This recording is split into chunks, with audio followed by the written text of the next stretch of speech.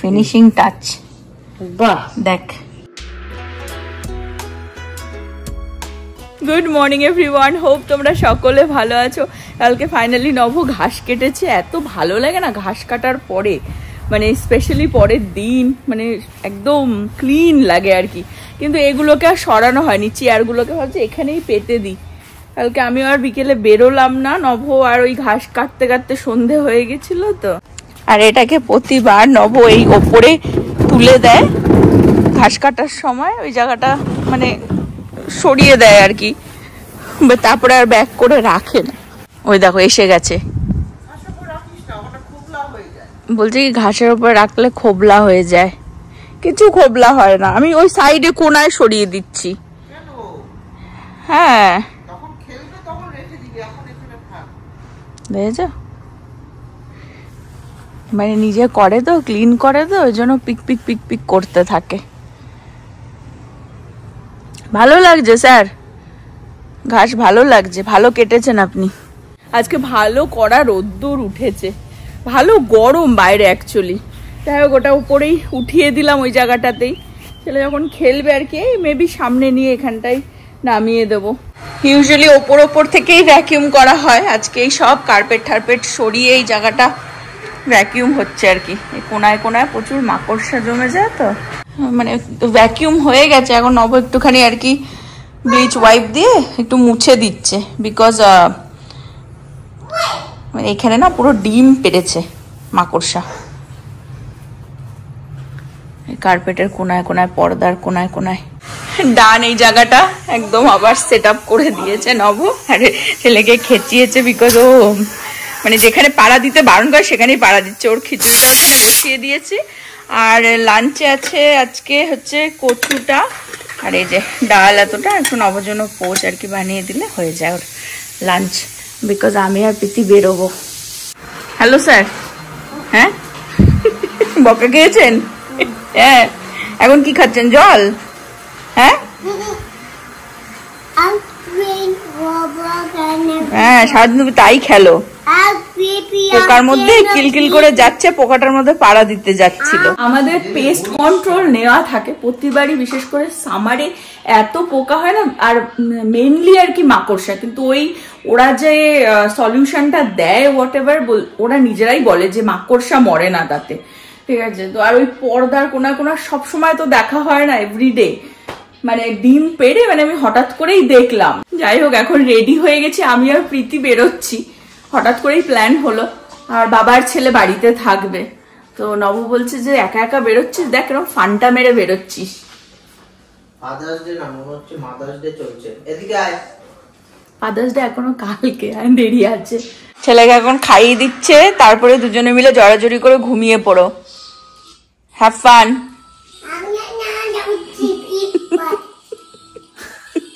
কিচ্ছু বুঝছো না এখনো, তোমার টাইম হয়নি বোঝার কি হচ্ছে তোমার সাথে। আমাদেরকেও দেখা, আমরা কি কিউট লাগছি দেখতে। চলে এসেছে, দেখো চলে এসেছে। দুটো কেউ দেখে নাও কি কিউট লাগছে, বিউটিফুল। বলছি কি ফান্টু মেরে যাচ্ছিস? হ্যাঁ আমি বেরোলে তো ক্যালাকের থেকে মতন বেরোস। মাকে দেখে রাখিস, হাতছাড়া না হয়ে যায়। কত টাকা দিবি দেখার জন্য? সবই তো তোরই। প্রীতি আর আমি যাচ্ছি মুভি দেখতে। প্রীতি সকাল সকাল ডিসাইড করলো যে ও মুভি দেখতে হবে একা একা, বিকজ ওর বন্ধুরা সব বিজি, আর ও তো উইকেন্ড করে আর কি ছুটি নিয়েছে, প্লাস ফাদার্স ডে উইকেন্ড, কালকে ফাদার্স ডে যদিও বা। তো বলছে একা যাবে মুভি দেখতে। আমি না একা যাস না, তাহলে দাঁড়া আমি রেডি হইনি, ঝটাঝট করে নি। তো লাস্ট মুহূর্তেই আর কি এটা প্ল্যানটা হয়ে গেল, আমি আর ও যাচ্ছি মুভি দেখতে, ইনসাইড আউট 2। ইয়েস, প্রীতির গাড়ি নিয়ে যাচ্ছি আর ওই ড্রাইভ করবে, ইনসাইড আউট 1 অ্যাকচুয়ালি বেরিয়েছিল যখন আমি আর আমার সব বন্ধুরা, আর অ্যাকচুয়ালি অল কিডস, যখন around like 10 years old or 11 years old ছিল। সো যখন বেরিয়েছিল, it was originally a story about a baby, যে মানে ওর ফার্স্ট ইমোশন হচ্ছে জয়, বিকজ ওর প্যারেন্টস বলেছে that you are such a bundle of joy. তা ডিফারেন্ট ইমোশনস মানে জেগেছে এই বাচ্চাটার মধ্যে, and basically it's a movie about how those emotions like impact like a child or like a teenager or like a young kid. তো এটার second part finally বেরোচ্ছে যখন ওরা অ্যাকচুয়ালি এটা মানে ইন্টেনশনালি করেছে যে যখন সেম গ্রুপ অফ কিডস যখন বড় হয়ে যাবে তখন সেকেন্ড মুভি রিলিজ করবে with new emotions with adult emotions যাতে ওরা দেখতে পারে and they can like relate and understand. So সেটাই দেখার জন্য আমি এখন ইনসাইড আউট 2 দেখতে যাচ্ছি. I actually prefer watching movies alone, but I'm ভাবলাম যে মার actually kids movies খুব ভালো লাগে. So আমি ভাবলাম যে মাকেও নিয়ে যাব, মার ভালো লাগে. It's actually a kids movie, but তুমি তো সবাই জানে যে kids movie তে একটা deeper meaning ও থাকে. So it's a very emotional and psychological movie as well. যেই আমি বলেছি যে যাব অমনি প্রীতি অনলাইনে টিকিট কেটে নিয়েছে তো আমাদের কটা না 2:10 না প্রীতি 2:10 শো টাইম তো 1:30 বেজে গেছে এখন আমরা বেরোলাম এটা অ্যাকচুয়ালি ওই নর্থ ইস্ট মলের সাথেই যে হলটা রয়েছে আই থিঙ্ক ওরা cinema Priti I think so XT cinema no I don't know যাই হোক মানে ওখানে অ্যাকচুয়ালি সব জায়গায় ফুল প্যাকড সব জায়গায় তো প্রীতি ভেবেছিল অনেকটা ড্রাইভ করে রৌনক বলে একটা জায়গা আছে ওখানে যাবে কারণ দুটো সিট পাশাপাশি পাওয়া যাচ্ছিল না লাস্ট মুহূর্তে তো আর উইকেন্ড যেহেতু ফাইনালি আমরা পেয়ে গেছি এই মলের ভেতরে এটা 20 মিনিটস বাড়ি থেকে আর কি তো আমরা লাঞ্চ করিনি মানে আমারও এত তাড়াতাড়ি মানে খেতেও ইচ্ছে করছিল না বাবা নিজের বেলায় খেতে চাও না কিন্তু আমি তো ব্রেকফাস্ট করেছি তো ব্রেকফাস্টটা স্কিপ করিস অলওয়েজ সেটাই আমার বলার যাই হোক ওখানে গিয়ে কিছু কিনে খেয়ে নেবো আর কি আর কি বলে প্রীতিকে আমি বলি সব ঠিক আছে তখন ড্রাইভ করছে সব ঠিক আছে শি ইজ ভেরি মানে সবকিছুতে well you know I am very proud কিন্তু একটাই জিনিস আমি সবসময় ওকে বোঝাই সেটা কাম হ ঠিক আছে এই জিনিসটা তুই সব নো তুই সবকিছুতে বলিস মা তোমার থেকেই পেয়েছি মা তোমার থেকে পেয়েছি কামনেসটা তো তুমি আমার থেকে পাওনি because you are actually not come you are actually the opposite of calm তুই যদি actually নিজের ভিতরটা একটু ঝুঁকে দেখিস তাহলে তুই বুঝতে পারবি where exactly I got all of this hyperness from actually না দিদি দেখো মানে ঠিক আছে একটা সবার মধ্যেই ঝড় থাকে সাইড ঠিক আছে কিন্তু আবার কামনেসটাও তো থাকে সেটার জন্য ঝড় in your life I am the ঝড় in your life মানে হু হু হু হু করে গাড়ি না মানে ভয় লাগে ভয় বলতে কি মানে তো আমি ভালোই চালাচ্ছি আজকে হ্যাঁ পেশেন্টলি চালা মানে ইউ নো এই যে বিতে এটা সিনেমা আর কি দেখ ভুলে যাই আসি এতবার বাট এই যে নর্থ ইস্ট মল এটা এর সাথেই আর কি মুভি থিয়েটারটা এখন বাজে হচ্ছে 2:05 আর 2:10 আমাদের মুভি আর টিকিট তো কাটাই আছে এই যে দেখিয়ে দিই ইনসাইড আউট 2 এই মুভিটাই দেখতে এসেছি আমরা প্রীতি বলছে এদের রেস্টরুমটা দেখো গিয়ে হিউজ সত্যি প্রীতি বিশাল বড় একা একা আসলে রাত্রিবেলা ও এইদিকেও আছে ও বাবা ও মাই গড একটা পিজাই তুলে নিলাম আর মেবি কিছু ড্রিঙ্ক কিছু একটা নিয়ে নেব প্রীতি অলরেডি ঢুকে গেছে এই যে 2:10 আমাদের শো আর আমি গেছিলাম একটুখানি কিছু স্ন্যাক্স খাবার টাবার নিতে আর কি এখানে নিয়েছি আইসি আর পিজা নিয়ে নিলাম এটা হচ্ছে মাজারোলা চিজ স্টিক হ্যালোপিনো আর এটা হচ্ছে একটা সস আমরা একদম ওপরে মেক সেন্স যে এত বছর পর কেন বেরোলো মুভিটা নাইস ছিল ভালো টাইম কাটলো পেটও ফুল হয়ে গেছে পিজা টিজা খেয়ে এখন বেরিয়ে যাচ্ছি অ্যাকচুয়ালি মলটা পাশেই ভেবেছিলাম আবার মলে যাব বাট প্রীতি আবার যাবে হচ্ছে ব্রিয়ানার সাথে দেখা করতে ওরা হচ্ছে আজকে কি সি ফুড খাবে মনে হয় হ্যাঁ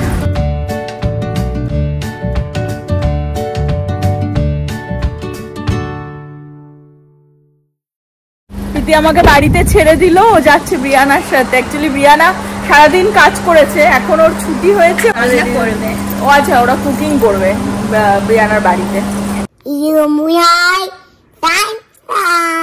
You are my sunshine. You are my sunshine, little boy. Little boy. আমার কাছে মোটামুটি সব রকমেরই টি শার্ট থাকে যখন যেটা প্রয়োজন হয় পরে চলে আসি হাজবেন্ডকে সাপোর্ট করবার জন্য। Mister right. ফাদার্স ডে শুরু হয়ে যাচ্ছে আমাদের এখন এই ইভিনিং থেকেই, কালকে ফাদার্স ডে। আমাকে কেলিয়েই যাচ্ছে দেখো কেন। ফাদার্স ডে তে ফাদারই নেমে গেছেন রান্না বান্নায়, মানে হেল্পার আমি আছি, মানে আমি সব করে দেবো। আমি করে গেল হেল্পার আমি আছি বলতে ভয় পাচ্ছি, ভয়ে ভয়ে বলছি হেল্পার আমি আছি। না আমি করে দেবো, মানে ও হেল্পার, আমি আজকে রান্না করছি। ওকে। বানাবো হচ্ছে চিকেন রেজালা, তো চিকেনটাকে ডিপ ফ্রস্টে দেয়া হলো। আর এখানে মশলা ভাজা হচ্ছে, যার মধ্যে আছে এলাইচি, শুকনো লঙ্কা, আর হচ্ছে ধনে, জিরে, মৌরি, এটা কি বলে আমি জানি, আমি লাস্টে বলছি এটা ভুলে গেছি। জয়িত্রী জায়ফল, হ্যাঁ ওকে বিরিয়ানিতে যায়, তো সেটা হচ্ছে এর মধ্যে রোস্ট করা হবে এখন। এখানে মশলা সব সুন্দর করে রোস্ট হয়ে গেছে দেখতে পাচ্ছ। আর এখানে এখন আবার দিল হচ্ছে গোলমরিচ, আর এখানে হচ্ছে পোস্ত আর হচ্ছে কাজু ভেজানো হয়েছে। ক্লিয়ারলি বোঝা যাচ্ছে যে আমি রান্না করতে আসিনি, হেল্পার আমি। আর যদি ফ্যান্সি কোনো খাবার দাবার হলে নবই ফ্রন্টে থাকে, আমি শুধু হেল্পার, পেছনে সবকিছু করে দিই আর কি। ঠিক আছে, ম্যারিনেশনটা আমি করবো, মশলা টসলাও করে দিচ্ছে। সামটাইমস ভুলে যাই যে কোনটার নাম কি। এর মধ্যে গোলমরিচ যেটা ভাজলো সেটাকে গুঁড়ো করে দিল, আর হচ্ছে দই দেওয়া হচ্ছে, এটা দিয়ে বেশি রেজালাতে বেশি করে দই লাগে। ওকে, তো এটা দিয়ে এখন ম্যারিনেশন হবে। আপনাদের সল্ট যাবে না এখন? সল্টও যাবে। এই যে এখানে ভালো করে ওই সব কিছু দিয়ে ম্যারিনেট করে এবার আমরা রেখে দেবো এটা for around half an hour. কারণ আমাকে একটু ওয়ালমার্টও এখন যেতে হবে পেঁয়াজ আনতে, তো এসেই রান্না বসাতে হবে। হ্যাঁ, তো হয়ে যাবে ততক্ষণে। আমি ভাবছিলাম যে আমি যাবো, নব ছেলেকে খাওয়াবে, কিন্তু ও ঝামেলা করছে, তো আমি খাওয়াবো, নব এখন যাবে পেঁয়াজটা আনতে। এই যে হেল্প করছে। হ্যাঁ, না অনেক হেল্প করে দিলি, তো এই দুটো মেন কাজই তো তুই করে দিলি, বাকিগুলো তো ইজি। মেন কাজগুলো আমি নেই তা না, আছে একটা পেঁয়াজ, জানি না আর একটুখানি লাগবে হয়তো। এমনিও ছেলেকে এখন খাওয়াতে বসবো, খাওয়াতে খাওয়াতে নব গিয়ে পেঁয়াজটা নিয়ে আসুক। নব পেঁয়াজ নিয়ে চলেও এসেছে, এখন হচ্ছে এগুলোকে পেস্ট বানাতে হবে। রান্না স্টার্ট হয়ে গেছে, এর মধ্যে তেল আর 1 চামচ ঘি দিয়ে প্রথমে একটু গরম করে নেবো। তেলটা একটু গরম হলেই একটা তেজপাতা, কয়েকটা শুকনো লঙ্কা আর দারচিনি, আর যাবে কয়েকটা গোলমরিচ। এবারে এটা একটুখানি ভেজে এর মধ্যে পেঁয়াজ বাটাটা দিয়ে দেবো। এবারে যাবে হচ্ছে পেঁয়াজ বাটা। পেঁয়াজটা যতক্ষণ এখানে একটুখানি ভাজা ভাজা হচ্ছে, আমি এখানে কাজু আর পোস্তটা যেটা ভিজিয়ে রাখা হয়েছিল সেটাকে বেটে নেবো। আর পেঁয়াজটা ভাজা হয়ে গেল, ওর মধ্যে আদা রসুন একটু পেস্টও দিতে হবে। পেঁয়াজটা একটু ভাজা ভাজা হয়েছে, এখন এর মধ্যে আদা রসুনের, হ্যাঁ, এবার এর মধ্যে আমি এখন 1 চামচ মতন আদা রসুনের পেস্ট মোটামুটি একটু দিয়ে দেবো। এর সাথে আজকে কি হবে ডিনারে স্যার আপনি বলুন? আপনার ফাদার্স ডে। পিতি তো এক্ষুনি ঢুকলো, ঢুকে বলছে কি আমরা বলছে যে আমরা বাইরে, পিতি বলছে বাইরে খাবো না, ও তো ধান্দায় রয়েছে না, তাই বললো না বাইরে খাবো, তাই বললো না? আমি ওখান থেকে শুনলাম তো, বাইরে খাবো না তাই জিজ্ঞাসা করছে রান্না দেখে। পেঁয়াজ আদা রসুনের সাথে যে একটু ভাজা ভাজা হলো, তার মধ্যে চিকেনটা যেটা ম্যারিনেট করে রাখা ছিল ওটাই দিয়ে দেওয়া হলো। অসাধারণ গন্ধ বেরিয়ে গেছে। এর মধ্যে আমি একটা সিম্পল ছোট্ট করে একটা টাচ দেব। কিসের টাচ বলো? স্পেন থেকে আনা, স্পেন থেকে স্যাফরন, একটা ছোট্ট করে টাচ দিয়ে দেবো, সল্ট বের মতন এরকম করে দিয়ে দেবো। নব বলছিল দিতে হবে না স্যাফরন, আমি বলছি দিয়ে দি একটুখানি ছোট্ট করে। কি খোলা যাবে? হ্যাঁ আমি খুলে দিচ্ছি, দাও। ও যে এটা আছে সেটাও জানতো না, ফেলে দিস না, হেভি গন্ধ। নব পছন্দ করে না, ওই জন্য বলছিল যে দেবো না, কিন্তু আমি দেবো একটুখানি সল্ট বের মতন আমি দিতে চাই। এখন না, এখন না, এখনই দিয়ে দিই। না পরে দিবি, আমি বলবো কখন দিতে হবে। ওয়েট আমাদের ভেরি এক্সপেন্সিভ জিনিস ধরবো না, এটা আমি এনে রেখে দিয়েছিলাম, একমাত্র এই বাড়িতে যেটা আছে আমি জানতাম। এটা একটু ফুটে গেছে, এখন নব এই মশলাগুলো দিয়ে দিচ্ছে, মানে মশলাটা যেটা গুঁড়ো করে রাখা ছিল 2 চামচ মতন। এখন আমার টাইম এসেছে এটা দেওয়ার, দাঁড়িয়েছিলাম লাইনে। সল্ট বে আবাস নাড়িয়ে দেবো না একটুখানি, যেহেতু এটা সাদা সাদা হয়, কোনো লঙ্কার গুঁড়ো ফুড়ো কিছুই যায় না, তোর জন্য আমরা এই যে লাল লঙ্কা কয়েকটা এই কাজু আর পোস্ত বাটার সাথেই পেস্ট করে নিচ্ছি, কেননা আমরা সবকিছুতেই ঝাল খাই। চিকেন রেজালা কিন্তু ঝাল ঝাল হয় না মোটেই, একদম পারফেক্ট টেস্ট হয়েছে, কিন্তু বাট উই নিড ঝাল। হ্যাঁ এইজন্য পেস্ট করে, অ্যাকচুয়ালি ভেবেছিলাম চিড়ে দিয়ে দেবো লাস্টে, কিন্তু আমি বলছি না পেস্ট করে দেওয়াটাই বেটার, না তো একটুও ঝাল হবে না। তো এই কাজু ওটার সাথে আর কি পেস্ট করে দিয়ে দেওয়া হবে। আমি পাশে এখন পরোটা ভাজতে শুরু করে দিই। হ্যাঁ, যেহেতু এটা আজকে আমাদের জন্য বানাচ্ছি, আগের বার যখন কারেক্টটা জন্মদিনের সময় না ওই যে রঞ্জনারাই মনে এসেছিল না, হ্যাঁ তখন আমরা তখন এমনি বানিয়েছিলাম, মানে যেরকম অরিজিনাল বানানো হয়েছিল, তখন আর লঙ্কা টঙ্কা দেওয়া হয়নি। এবার আমরা যেহেতু নিজেরা খাচ্ছি বাড়ির লোকেরা, তাই এক্সট্রা যাচ্ছে।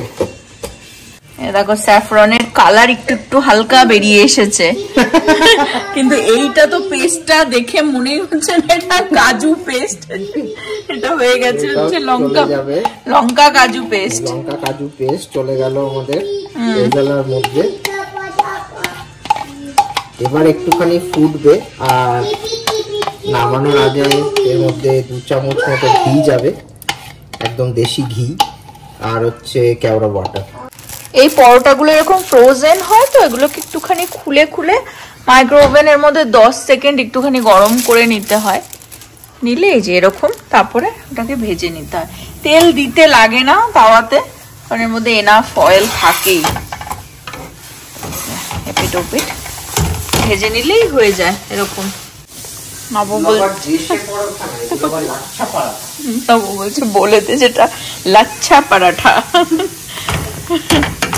খুব ভালো হয় খেতে এই পরোটা গুলো। সঞ্চিতার ফাইনাল টাচ দেওয়া হয়ে গেছে, এবার আমার পালা ফাইনাল টাচ দেওয়ার। লাস্ট টাচ সেটা হচ্ছে একটুখানি ঘি এরকম করে উপরে দিয়ে দিতে হবে, হ্যাঁ নামানোর আগে। এটাই শেষ কথা।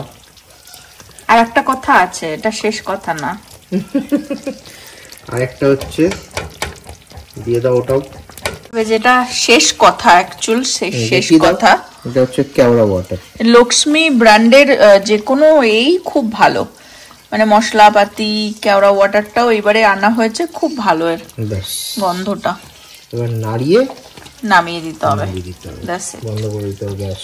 আমাদের নিউ স্টাইলের রেজালা এটা।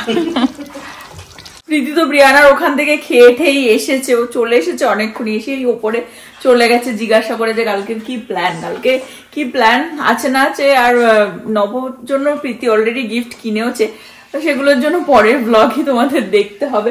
বাট আপাতত এই দিয়ে আমাদের ডিনার হবে। তো আমি বলছি নবকে কটা পরোটা ভাজবো, বলছে উইকেন্ড তো চিট ডে ভাজ, তো ওটাও হয়ে গেছে, পরোটা ভাজাও অলমোস্ট, আর একটা করলেই হয়ে যায়, তারপর আমরাও ডিনার করে নেবো।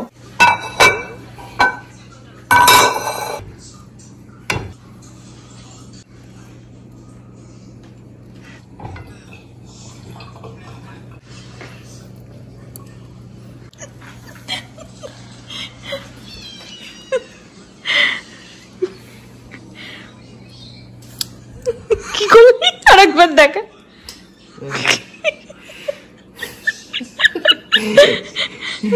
ধনে পাতা রেজালাতে দেখো, ভাবছে পুতবে, কোথাও একটা পোতার ভাবছে পুততে পারবে ওটা। আমার একটুখানি দাও, একটা ঝোল দিয়ে একটা এরকম এঁকে দিই। মাই গড, ধনে পাতার ডান্ডা দিয়ে কোথা থেকে এরকম নড়া বড়া অগা বগা টাইম করে দিচ্ছি আমার। দেখ ধনে পাতা নিয়ে এ হচ্ছে না রে, শোনো তোমাকে নেবে না কিন্তু।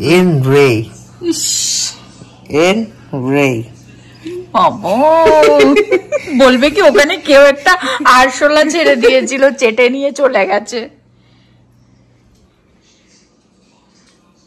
এদের কায়দা দেখে কোথা থেকে না এরকম ল্যাটকা প্যাটকা ধনেপাতা নিয়ে চলে এসেছে। সুন্দর লাগছে দেখ। হ্যাঁ beautiful decoration. Father's day treatment দেখো কি সুন্দর করে দিয়েছি ডেকোরেশন। ধনেপাতা দিয়ে রেজালা। এটা ডেকোরেশন। বড় লোকরা ওগুলো পাশে সাইডে রেখে দেয়, ওগুলো খায় না। ক্যামেরা অফ হলেই তো এর 3-4 ডবল হয়ে যাবে, প্লেট ভরে যাবে।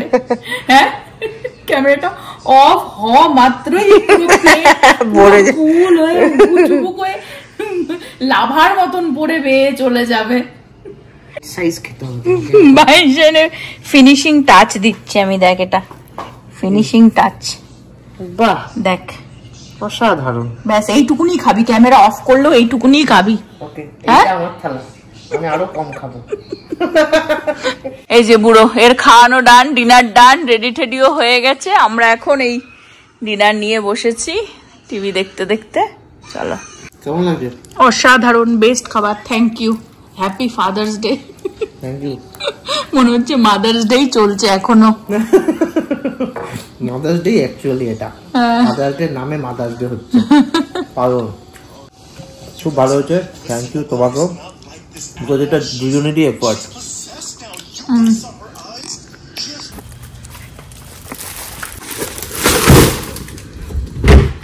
নিস্তব্ধ বাইরে। এখন রাত্রির কটা, 12:30 বেজে গেছে। গার্বেজটা ফেলে দিয়ে গেলাম আর এখানে আজকে ব্লগটা এন্ড করে দেবো। হোপ তোমরা সকলে ভালো থাকবে, সুস্থ থাকবে, হ্যাপি থাকবে। আবার আগামী ব্লগে দেখা হবে। Bye bye, good night.